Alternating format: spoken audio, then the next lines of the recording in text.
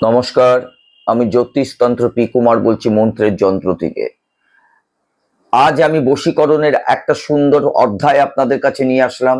যেই অধ্যায় আপনার জীবনের আপনার আকাঙ্ক্ষিত কোনো মহিলা, যাকে আপনি ভালোবাসেন, যাকে নিয়ে আপনি জীবন যাপন করতে চান, যাকে নিয়ে আপনার জীবন সঙ্গী হিসাবে আপনি দেখতে চান এবং আপনার সুন্দর সংসার করতে চান, ঠিক সেই কারণে আমি একটা সুন্দর বশীকরণ আপনাদের কাছে নিয়ে আসলাম।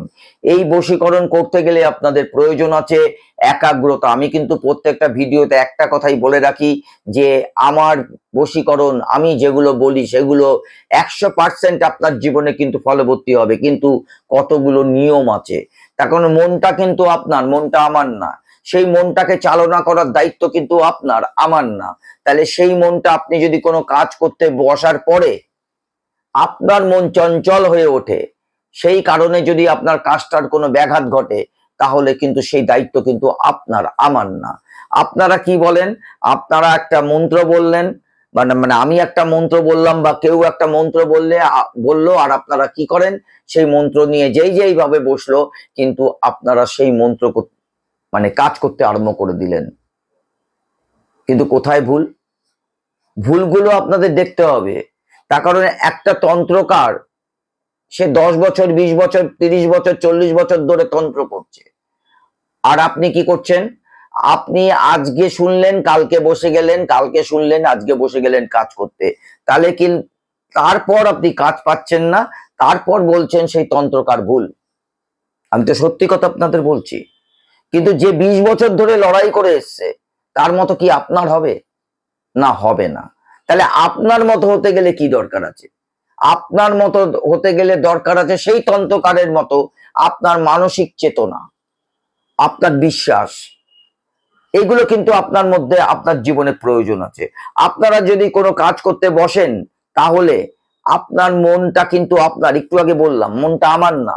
সেই মন যদি চঞ্চল হয়ে ওঠে, তার জন্য কিন্তু আপনি দোষী, আমি না। ঠিক সেই কারণে আপনার মনটা ধীর স্থির আনতে হবে। আমি অনেক ক্ষেত্রে দেখেছি, আমি 100% শিওর, আমি যে বশীকরণ গুলো দিচ্ছি, সেই বশীকরণ যদি কোনো ব্যক্তি সেইভাবে করতে পারে, তাহলে সে ভীষণভাবে উপকৃত হবে। কিন্তু হয় না। না হওয়ার কারণটা কিন্তু আপনি দোষী। তার কারণ আপনি যখন কোনো কাজ করতে বসেন, দেখুন আমি আপনাকে সত্যি কথাগুলো বলছি, একটা মিথ্যে কথা বলছি না। আপনারা যখন কোনো সামান্য একটা কাজ নিয়ে বসেন, তখন আপনাদের মনের একাগ্রতা থাকে না, আপনাদের মন চঞ্চল হয়ে ওঠে। তাই মনকে কিন্তু আপনার অধীনে আনতে হবে। আর সেই মনকে অধীনে আনার জন্য আমি অনেকগুলো ভিডিওতে আপনাদের বলেছি, আপনারা কোনো কাজ করার আগে ধ্যান করুন। আপনার ইষ্ট দেবতাকে মনে করে আপনারা ধ্যান করুন। আর সেই ধ্যানের কারণেই আপনার মন একটা স্থিতিশীল জায়গায় এসে পড়বে। আর এই স্থিতিশীল জায়গা আপনার জীবনে অনেক কিছু এগিয়ে দিয়ে যাবে। তাই আমি আজকে যে তন্ত্রটা আপনাদের কাছে আনলাম, আমি এর আগের ভিডিওতে আপনাদের বলেছিলাম যে আমি যে তন্ত্র দিচ্ছি, সেই তন্ত্র যদি করতে হয় 100% উপকার পাবেন। কিন্তু এই উপকার কিন্তু পাওয়ার কতগুলো দিশা আছে। দিশাটা কি? দিশাটা হচ্ছে আপনার জীবনের ইষ্ট দেবতা, যাকে আপনি জন্মগত যেই মুক্তি আপনি ভালোবাসেন, যেই রূপ ভালোবাসেন আমাদের দেবতার, তাকে আপনার স্মরণ করতে হবে। আপনার মনকে ধীর স্থির বানাতে হবে। স্থিরতা একটা জায়গায় আপনার মনকে আনতে হবে। আর কি করতে হবে? আপনার ধৈর্য রাখতে হবে। আজ করলাম কাল রিপোর্ট পাবেন, এরম করলে চলবে না। যে কোনো কাজ যে যত ধৈর্য রাখতে পারে, তত তার জীবনে মেওয়া ফলে। একটা কথাই আছে। তা আপনার ধৈর্য রাখতে হবে। এই ধৈর্যটা যদি আপনি রাখতে পারেন, তার মধ্যে যদি থাকে আপনার বিশ্বাসের একটা জায়গা, তাহলে কিন্তু আমার কাজগুলো তুরন্ত আপনার জীবনে কিন্তু ভীষণভাবে কাজে লাগবে। তাহলে আপনি যদি কোনো মহিলাকে ভালোবাসেন, আপনি বলতে পাচ্ছেন না কোনো কারণে, আপনি হয়তো ভয় পেতে পারেন, আপনি হয়তো ভাবছেন যে আমি যদি বলি সে রাজি হবে না। এটাও আপনার জীবনে হতে পারে। যদি কোনো মহিলাকে আপনি ভালোবাসেন, আপনি বলতে পাচ্ছেন না, আপনার বলার দরকার নেই। আমি যেইভাবে আপনাদের বলছি আপনারা সেইভাবে যদি আপনারা করতে পারেন তাহলে কিন্তু আপনি ভীষণ উপকার পাবেন। আপনার কি করতে হবে, আপনি শুধু ফলো রাখুন আপনি যেই মহিলাকে ভালোবাসেন সেই মহিলা কোথা দিয়ে যাচ্ছে, আর ফলো রাখুন তার ডান পায়ের পাতাকে যদি আপনি ফলো রাখতে পারেন এবং ডান পায়ের পাতাকে যখনই আপনি ফলো করবেন যে উনি যাচ্ছেন, যাবার পরে আপনার সেই পায়ের কেরো আঙ্গুলের যে ধুলোটা, ছাপ একটা তো পড়ে, যে ব্যক্তি হাঁটুক না কেন একটা ছাপ পড়ে, সেই ছাপের কেরো আঙ্গুল, ডান পায়ের কেরো আঙ্গুল আর বাঁ পায়ের কেরো আঙ্গুল, নিশ্চয়ই বুঝতে পারছেন, তার নিচে যে ধুলোটা, সেই ধুলোটা আপনি একটা ছোট্ট কাগজে তুলে রাখুন। তুলে রেখে আপনি কোনো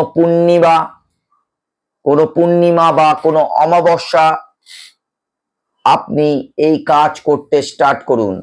এই কাজ আপনার কি করতে হবে, এই কাজটা করতে হবে, আমার ভিডিওটা স্টার্ট করলে দেখবেন একটা মন্ত্র ভেসে উঠেছে। এই মন্ত্রটাকে আপনি 1,00,001 বার পূব দিকে বসে আপনি এই মন্ত্র উচ্চারণ করুন। মনে রাখবেন কোনো তন্ত্র এত সোজা জিনিস নয়, তন্ত্রের মধ্যে অনেক কষ্ট আছে, কষ্ট ছাড়া কখনই কিন্তু কিছু পাওয়া যায় না। তাই 1,00,001 বার এই মন্ত্র আপনাকে উচ্চারণ করতে হবে। পুরোটা কিভাবে করবেন, পূর্ব দিকে বসে সন্ধ্যের সময় একটা ধূপ একটা প্রদীপ জ্বালিয়ে আপনি ইষ্ট দেবতাকে ডেকে আপনি এই মন্ত্রটাকে সিদ্ধ করুন এবং আপনার অধীনে আনুন।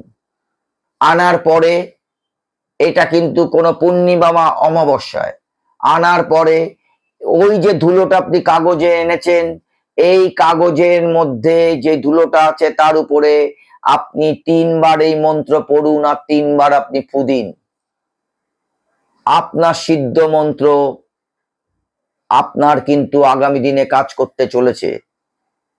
3 বার মন্ত্র পড়ে 3 বার ফু দেওয়ার পরে আপনি সেই ধুলো যেই মহিলাকে আপনি ভালোবাসেন, যার জন্য এতগুলো কষ্ট করলেন, তার গায়ে একটু ছিটিয়ে দিন। তারপর আপনি বাড়ি চলে যান। কেন বাড়ি চলে যেতে বললাম, সেই মহিলা আপনার বাড়িতে আসছে আগামী দিনে। নমস্কার।